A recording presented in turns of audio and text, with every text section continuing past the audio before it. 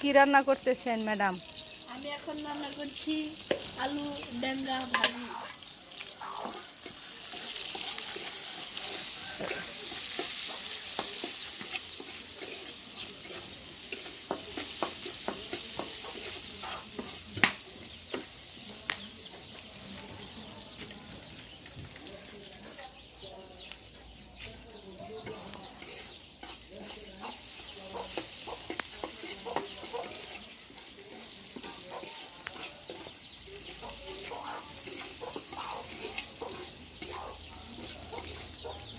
একদিন আমি ডিম দিয়ে মাংস দিয়ে এই পুলি পিঠা বানাবো, হেলুদ আমি ভিডিও করি নতুন আইটেম।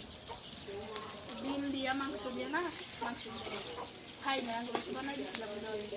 ওই জন্য এই বুদ্ধি ঠিক লাগলো বলে আমার মাথায় আসছে। আমি